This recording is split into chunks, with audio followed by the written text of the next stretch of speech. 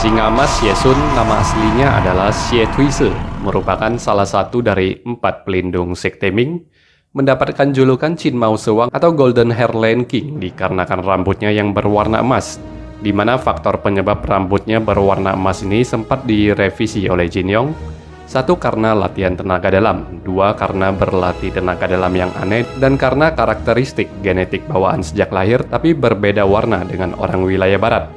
Ketiga, rambut emas Yesun dikarenakan leluhur Yesun berdarah campuran.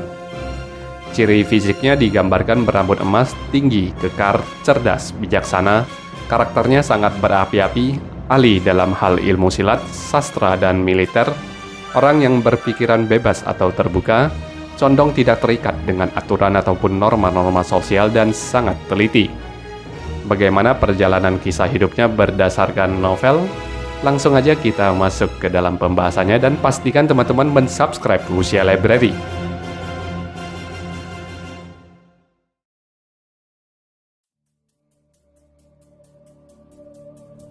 Yesun muda saat berusia 10 tahun sudah menjadi murid dari Chen Kun yang dijuluki Hunyan Thunderbolt Hand.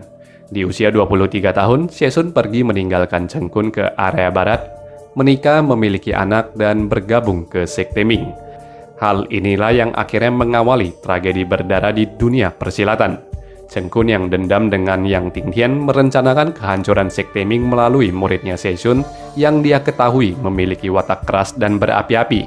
Sehingga di suatu malam di usia Yesun yang ke-28 tahun, Chen Kun membantai orang tua, istri dan anak, adik, pembantu, 13 anggota keluarga Yesun dibantai oleh Chen Kun. Sejak itulah seorang Yesun berubah. 2 kali dia mencoba melawan Chen Kun namun selalu kalah. Kemudian Chen Kun menghilang. Dikarenakan itu Yesun mulai melakukan pembantaian mengatasnamakan Chen Kun untuk memancingnya keluar. Namun upayanya selalu gagal.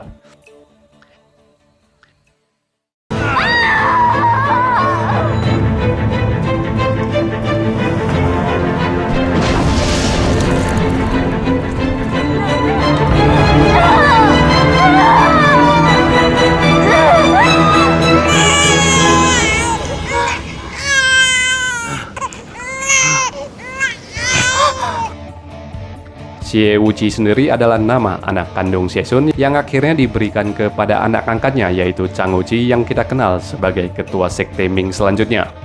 Yesun sendiri berhasil memperoleh buku manual dari Seven Injury Feast of Kongtong setelah mengalahkan 3 dari 5 Elder Kongtong.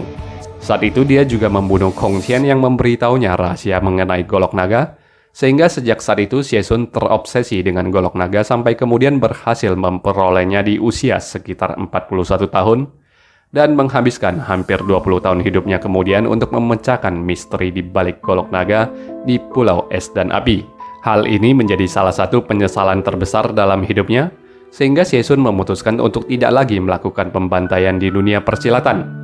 Akibat mempelajari Seven Injury Feast of Kongtong, ditambah derita karena kehilangan seluruh keluarganya, Yesun menjadi sedikit gila, di mana kalau sedang kumat, dia akan mengamuk dan menghajar dan menghancurkan semua orang yang ada di dekatnya. Yesun kehilangan penglihatannya karena serangan jarum dari Yin Susu pada saat dia sedang kumat dengan kegilaannya itu. Yesun berumur 63 tahun saat kembali ke daratan Cina. Dia ditangkap oleh Chen Youliang dan Chen Kun lalu dipenjara dan dijaga oleh 3 tetua Shaolin generasi itu. Setelah berhasil membalas dendam dan mengalahkan Chen Kun dengan membutakan mata Chen Kun, Yesun menghancurkan semua ilmu silatnya dan menjadi biksu Shaolin dengan menjadi murid dari Tuer. Sebagai salah satu dari 4 raja pelindung, Yesun memiliki pengetahuan yang luas mengenai seni bela diri, sastra, dan militer sehingga ketua Yang Tingtian sangatlah mengaguminya. Ditambah dengan kecerdasan dan kesetiaannya sehingga di wasiat Yang Tingtian menunjuknya sebagai ketua sementara dari Ming Qiao sampai ditemukannya Holy Fire Tablet atau yang dikenal juga dengan perintah api suci. Dia juga dikenal dengan ilmu Lion Roar atau auman singanya. Secara struktur urutan Yesun adalah nomor 3 di antara 4 pelindung. Namun disebutkan bahwa secara ilmu silat, dia adalah salah satu yang terbaik di antara 4 pelindung, di mana sebagian orang yang tidak setuju beranggapan elang putih lebih baik sedikit daripada Yesun atau minimal mereka seimbang. Kiprahnya di Ming Qiao otomatis tidak terlalu banyak dikarenakan kesibukannya mencari Cheng Kun untuk membalaskan dendam. Bahkan Ming Qiao semakin dimusuhi oleh dunia persilatan, sebagian alasannya juga karena perbuatan Xie Sun yang membunuh tokoh-tokoh dunia persilatan di kala itu. Dalam hal bela diri, meskipun sebagian besar hidupnya memegang golok naga, namun sebelumnya senjata Xie Sun adalah two-headed mace atau gada berkepala dua berukuran 6 hingga 7 kaki. Ilmu silat yang dikuasai oleh Xie Sun seperti Hun Yen Qigong, Lion Roar, Small Grappler, Thunderbolt Fist, Seven Injury Fist of Kong Tong, dan dalam pengasingannya di Pulau Es Api, Xie Sun menciptakan internal skillnya sendiri, yang dimana dia berhasil menggabungkan semua ilmu silatnya untuk diracik menjadi internal skill tersebut yang rencananya akan dia ajarkan kepada Chang Wuqi melalui Yin Li.